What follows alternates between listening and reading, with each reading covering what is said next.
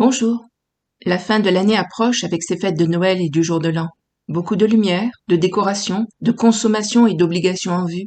Encore et toujours plus, comme chaque année depuis trop longtemps. Noël s'impose à tous, croyants, païens, indifférents. L'occasion de se retrouver en famille sur une période de congé ou tout au moins sur un jour férié, d'échanger des cadeaux, de partager un repas et de faire la fête. Je n'ai pas le cœur à la fête dans cette ambiance forcée où tout est entendu, codifié. Pour que Noël soit réussi, il faut décorer sa maison et garnir sa table selon les critères d'un étrange mélange de tradition et de dernier cri. D'autres ont choisi pour nous ce que nous devons disposer, manger, porter, faire. Ras-le-bol de suivre le courant dans ce non-sens. Je suis ravie de voir ma famille réunie et d'offrir à chacun un accueil confortable, chaleureux, de les gâter tous un peu. Mais les enfants sont grands et eux-mêmes ont compris que Noël ne peut avoir le sens qu'on lui donne dans notre société actuelle. Noël de nos jours, c'est l'anniversaire d'un événement que tout le monde occulte. Nous avons mis le principal intéressé à l'écart.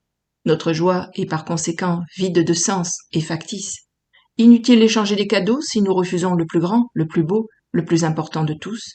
Jésus envoyé sur terre, donner sa vie pour nous permettre d'être réconciliés avec Dieu, pour que la famille humaine disloquée revienne auprès de son Créateur, auprès du Père Céleste. Jean 3, versets 16 et 17. Car Dieu a tant aimé le monde qu'il a donné son Fils unique, afin que quiconque croit en lui ne périsse point, mais qu'il ait la vie éternelle. Dieu en effet n'a pas envoyé son Fils dans le monde pour qu'il juge le monde, mais pour que le monde soit sauvé par lui. Il n'y a rien d'autre à fêter, et le 25 décembre n'est qu'un jour comme un autre si l'on perd la raison pour laquelle on l'appelle Noël. Car Noël est une exclamation de joie, ce mot proclamant la naissance du Sauveur. Qu'importe qu'en ce jour ma famille soit réunie et que nous répétions ce rite socio-culturel chaque année, si nous finissons séparés pour toute l'éternité. Voici ce que je veux, et pas seulement pour Noël, mais pour toute l'année, pour toujours.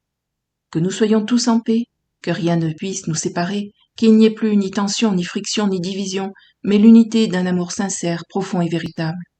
Et que nous soyons heureux d'un bonheur vrai, qui ne dépend ni des conditions matérielles ni des circonstances. Mais je sais qu'on ne trouve cela qu'en Dieu, que si chacun accepte son cadeau divin. Alors je vais continuer à prier chaque jour, plusieurs fois par jour, toute l'année, jusqu'à ce que chacun de mes enfants ouvre son cœur à l'amour de Dieu et cesse de le repousser. Qu'ils réalisent que rien ne pourra apporter plus de bonheur, à moi comme à eux, que nous appartenions tous à la famille de Dieu. Je crois que c'est là le désir de tout parent chrétien.